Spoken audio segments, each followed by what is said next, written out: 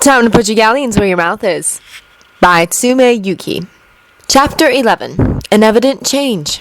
Bartimus Crouch, Jr., commonly known as Barty, was excited. Beyond excited. It was finally his first year of Hogwarts, and he'd been looking forward to it for years. True, his father had gone on about getting the best possible grades, being the best possible son, but his mother had said to just make friends and be happy.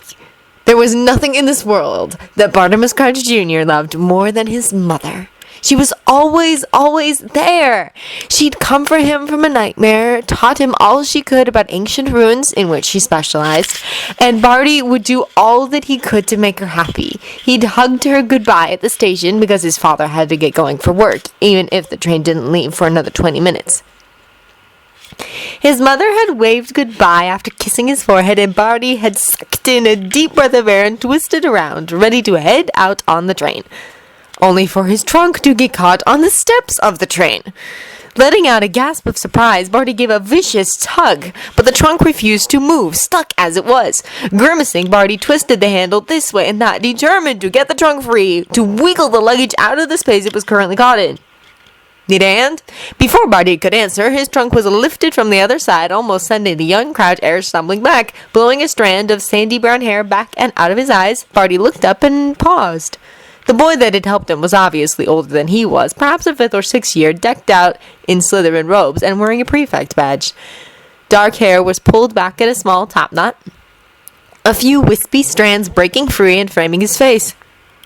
"Got a seat yet?" the boy asked, drawing his wand and flicking it at the trunk. Instantly, Barty's luggage lifted into the air, floating serenely behind him. Blinking in surprise, Barty shook his head, allowing the other boy, a prefect, to lead him down the train corridor before pushing open an empty compartment. His trunk flew upwards into storage, and Barty turned to look at the older boy. "Bartimus Crouch Jr., heir to the noble house of Crouch, but I just go by Barty. Turais Black, heir to the most ancient and noble house of Black. Turais will do, though." "He knew that name! I remember meeting you at the Parkinson's ball!" Barty trailed off, trying not to blush too hard. His father hadn't really hung out with that crowd, not since the boy stood before him and proved himself to be a Parselmouth, and thus, in his father's words, dark.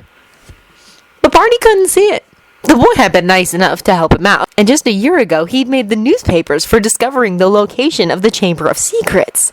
Apparently, he who must not be named hadn't liked that, and had gone on several raids right after that announcement. And then he'd come up in the papers again over summer, having blasted the record for every exam he sat. That had not happened since Octavius Lavin, who'd sat the owl equivalents of the 1700s in 1758, a half-blood.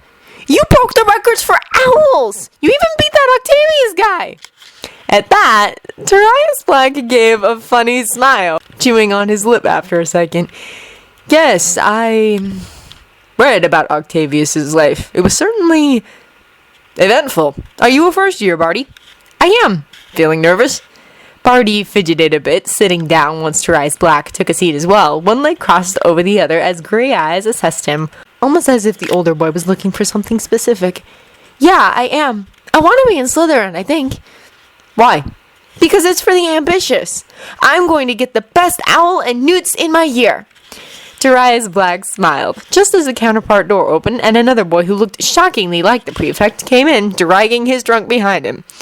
"Turais, Sirius hit mother with some kind of experimental color-changing potion. She's lit up like a rainbow." "Blast it!"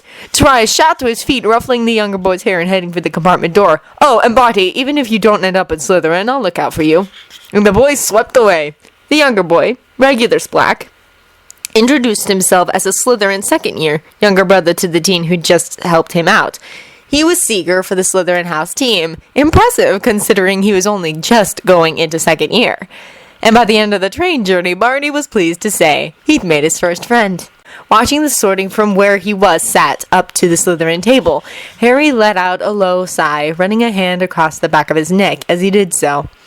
It had been a huge test of his willpower to sit back at Hogwarts and watch familiar faces pass by, to see people before their actions had made them into the witches and wizards he knew. It was so strange to see his parents orbiting around one another, to see Lily and Snape, no, Lily and Severus hanging out as best friends, to have all but raised Sirius and Regulus, to step into the wise and loving role that Walburga hadn't fit, and Orion was too wary of. Oh, the man did love them, but he was so awkward around them.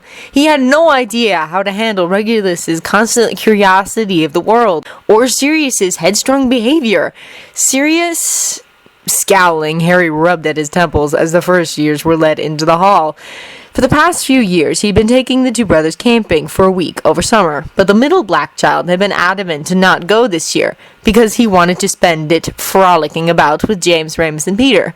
Harry had actually had to go to Orion, who threatened to start looking at betrothal contracts if Sirius didn't get his act together. Not that Orion would do that to him. Arcturus had done so to Orion, and though he was happy with Walburga, it didn't mean he wanted to do the same to his sons. Their father was happy for them to find their own match, as long as they were respectable young women.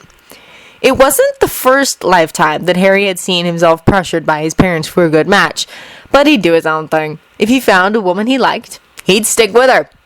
If he didn't, he didn't. Not that any of this mattered to Sirius, who hadn't spoken to him since the camping trip. He knew it wouldn't be long until the whole thing came to a head, probably in the most public setting available, but he'd worry about that then. Crouch, Optimus! Looking up at the little first year, Harry raised a curious eyebrow. A lot had changed since he'd come to the school, or so he liked to think. People he knew had been Death Eaters were now finding good jobs and not joining the crowd. Heck, Elliot Greengrass, who'd been notoriously neutral before, had gone on to become an Auror and fight against Voldemort's terror attacks. So he was certainly making an impact. And this Bartimus Crouch Jr. was not the one he knew. He was an innocent 11-year-old, much like Peter had been when he first met him in this new time. So he'd reserved judgment. He knew that Barty had gone to Voldemort because he'd paid attention to him when his father never had, so maybe he could help the boy. He was managing with Severus Snape of all people. Barty couldn't be too difficult. Slytherin! Harry clapped sat between the younger Lestrade. The older teen was hesitant in their friendship, but hadn't proclaimed any desire to chase after a spot in Voldemort's Death Eaters. Then again, considering that Harry liked to sprout off his conspiracy theories regarding Voldemort's actual identity, the boy was probably rethinking his choice. Heck, maybe the Lestrange name would survive this time. Okay then, welcome to Slytherin. Clapping his hands together, Harry looked out over the new firsties, smiling as he did so. They were so small, it was almost cute. No matter how many times he landed the prefect job at Hogwarts, he loved introducing the little firsties. My name's Turais Black, for those that didn't know, and I am the 6th year prefect for our lovely house. I'll be showing you to and from your lessons for the first week of school, so if you have any questions, then don't be afraid to ask. Are you really a parcel mouth? Pausing in his speech, Harry let his eyes scan for the source of the voice, falling upon a young girl that looked somewhat like Pansy Parkinson, at least the hazy face he could remember. Only this one was blonde. Must be a relation. Indeed I am. Now, Slytherin House is known for its cunning inhibition. That is not a free pass to go and bully the first Hufflepuff you see, no matter what gossip you've heard. I do not stand for bullying, and Professor Slughorn has pretty much given me free rein regarding punishments for those caught bullying. And don't misunderstand that sentence thinking if you get away with it, you're okay. Because I will catch you. Ask any other person here and they'll tell you so. Now, as the most ambitious house, our head of house expects good classwork for you to pay attention and study. Do your work. Ask if you have a problem. Another hand was up and Harry forced back a sigh at once again being interrupted. Yes? Is it true you found the Chamber of Secrets? All the first years seemed to perk up at this, and Harry resisted the urge to roll his eyes. Yes, I did. No, there is no spirit of Salazar Slytherin down there. Yes, I will take you all down there. No, not right now. Then when? I'll be running a tour the second Saturday of school for all the first years that want to go. Now, your dorms are at the bottom of the stairs, so I'll see you all here at 6:30 in the morning if you'd like a guide back to the Great Hall. As the first years cleared off, Harry ran a hand through his hair after releasing the strands from their binds, sighing in relief as he did so. Being so close to his own time was starting to get to him again.